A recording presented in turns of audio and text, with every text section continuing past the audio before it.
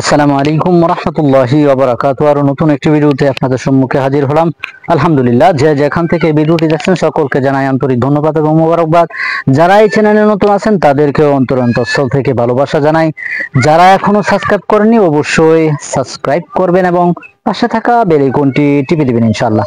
আমি আপনাদের সম্মুখে আবারও হাজির হয়ে গেলাম। আলহামদুলিল্লাহ, আশা করি মূল্যবান কিছু দেখাবো, মূল্যবান কিছু পরামর্শ দেওয়ার চেষ্টা করব। সেই ব্যাপারে কিন্তু আজকের ভিডিওটা তৈরি করা হচ্ছে। আলহামদুলিল্লাহ, অবশ্যই প্রথম থেকে শেষ পর্যন্ত ভিডিওটি দেখার আমন্ত্রণ জানাচ্ছি। আজকে যে আমার পিছনে যে ঘাস ক্ষেতটা দেখতে পাচ্ছেন সেটা বয়স হচ্ছে 25 দিন। আমার এই ঘাস ক্ষেতের বয়স হয়ে গেছে 20 থেকে 25 দিন, এরকম একটি ধারণা আমার যে এটার বয়স 25 দিন হয়ে গেছে। এখন কিন্তু এটার মধ্যে আমি সার প্রয়োগ করব। আসলে যদি আপনাদেরকে একটু দেখাই যে ঘাস ক্ষেতটা কিরকম হয়েছে, যদি একটু দেখাই, যে দেখেন আলহামদুলিল্লাহ এটা কিন্তু অন্তত 4 ফিটের মতন হয়ে গেছে, 4 ফিটের মতন হয়ে গেছে। তবে ওই সাইডটা যে এটা দেখতেছেন, একটু যদি বাইরে ভিতরে দেখাই, এটা আগে কাটা হয়েছে। সব ক্ষেত্র আর একবারে কাটা হয় না, অন্তত এই ক্ষেত্রে আমি দীর্ঘ 20 দিন গরুকে খাওয়াইতে পারছিলাম। তবে আশা করা যাচ্ছে এবারের ফলন ভালো হবে, কারণ এবার পরিচর্যা খুব সুন্দর হয়েছে। আশা করা যায় এবার ফলন আরো ভালো হবে ইনশাল্লাহ, কারণ পরিচর্যাটা খুব সুন্দর হয়েছে এবং শুকাইছে খুব সুন্দর করে। যে দেখতেছেন এটার এই ঘাস ক্ষেতের বয়সটা কিন্তু হচ্ছে 5 বছর বয়স হয়ে গেছে। এই ক্ষেতের এই ঘাস ক্ষেত কিন্তু লাগানো হয়েছে আমার 5 বছর বয়স চলতেছে। অনেকে ধারণা করতে পারেন যে ঘাস খেতে কত দিন লাগানোর পর থেকে কতদিন পর্যন্ত ঘাস ক্ষেতের থেকে ঘাস খাওয়ানো যায়, মানে ঘাস কাটা যায়, পরবর্তীতে কত বছর পর্যন্ত থাকে কিংবা নষ্ট হয়ে যায় কিনা। আসলে আমি এখনো পর্যন্ত কোনো সমস্যা পাইনি, যেহেতু 5 বছর হয়ে গেছে আমি এখানে কোনো সমস্যা পাইনি। তবে পরিচর্যা যদি না হয়, পরিচর্যা যদি ওইভাবে না করা হয়, ওইদিকে যেই ক্ষেত্রে আগে পরে যেই ক্ষেতগুলি দেখাইছি এবং কিভাবে উর্বর করতে হয় মাটি, কখন কোবাইতে হয় এবং ঘাস কিভাবে পরিচর্যা করতে হয়, সেই ব্যাপার যদি আপনারা একটু সতর্ক থাকেন তাহলে অবশ্যই কিন্তু গাছে ফলন আসবে, গাছ বেশি হবে এবং বেশি দিন গরুকে খাওয়াইতে পারবেন।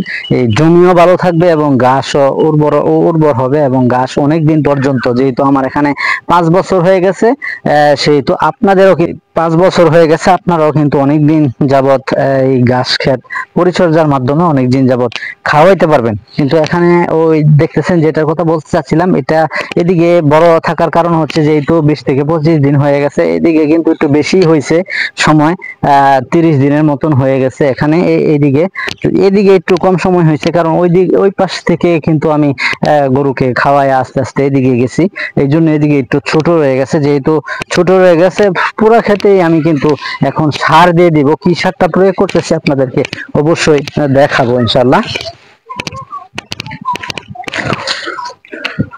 শুধু খালি এখন আমি ইউরিয়া সারটা প্রয়োগ করবো ইনশাল্লাহ। এক পাশ থেকে আমি সারটা দেওয়ার চেষ্টা করব। এক পাশ থেকে আমি সারটা দেওয়া শুরু করতেছি। যে দেখতেছেন, আগে দেব দিগাল্লা, পরে দেব পাতাল্লা। যে সারটা দিয়ে দেই তাহলে অবশ্যই কিন্তু তাড়াতাড়ি কাজ করবে, যেহেতু ঘাসের আপাতত সংকট পড়ে যাইতেছে। এরকম পরিবেশ, সংকটকালীন সময়ে কিন্তু তো হয়রানি হতে হয় আমার, আপনারা সকলে জানেন।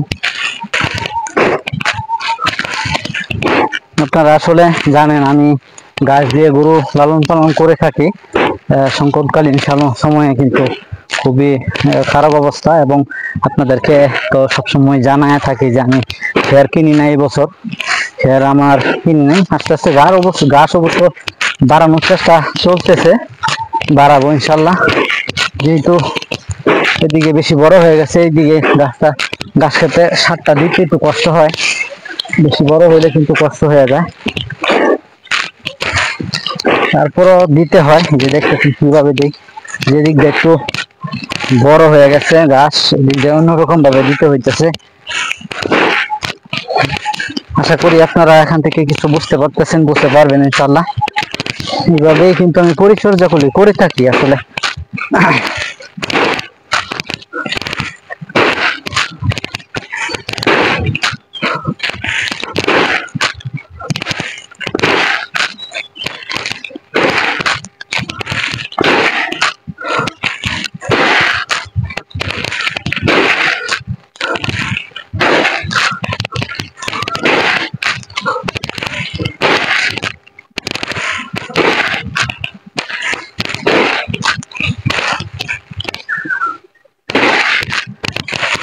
এভাবে কিন্তু আমি কাজগুলি করে থাকি, আপনাদেরকেও মূল্যবান সময় ব্যয় করে আপনাদেরকেও দেখানোর চেষ্টা করি, কিংবা আপনারাও মূল্যবান সময় ব্যয় করে এখান থেকে কিছু শেখার উদ্দেশ্যে কিন্তু আমার এই চ্যানেলটা অবশ্যই দেখে থাকেন, এবং অনেকে সাবস্ক্রাইব করছেন, পাশে থাকা বেল আইকনটিও টিপে দিয়েছেন।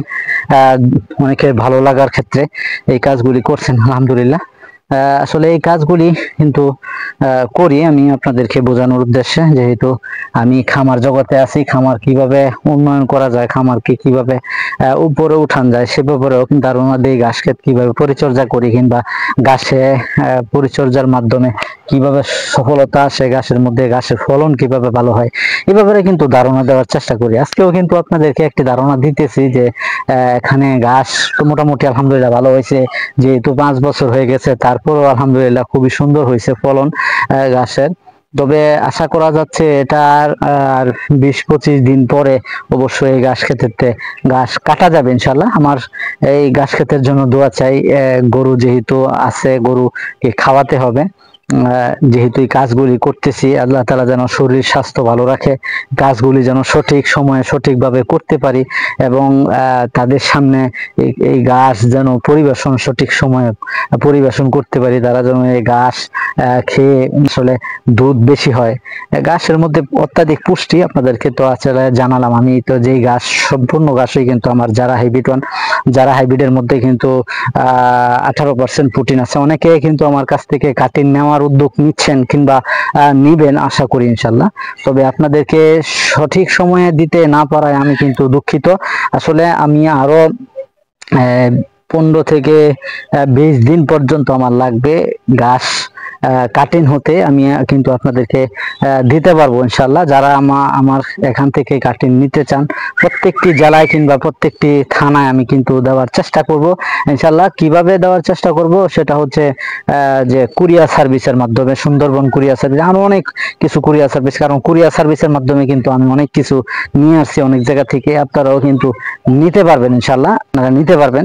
আমি কিন্তু দেওয়ার চেষ্টা করব, আমার জন্য দোয়া করবেন। আল্লাহ রাব্বুল আলামিন যেন সকল কিছুর মধ্যে বারাকা দান করে। আসলে কষ্ট, একাতে কষ্টগুলি করতে হয়। অনেকে অনেক মন্তব্য করে থাকেন, আসলে মন্তব্যর কিছু না, আপনাদেরকে দু একটি কথা বলার পরিপ্রেক্ষিতে কিন্তু অনেক কথা এদিক সেদিক হয়ে যায়, এই জন্য কিন্তু ক্ষমা প্রার্থী।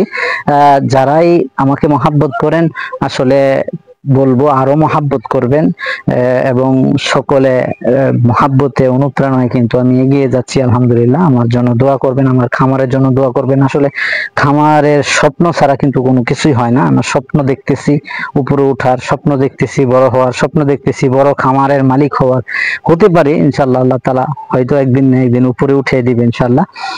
সেই জন্য দোয়া চাই।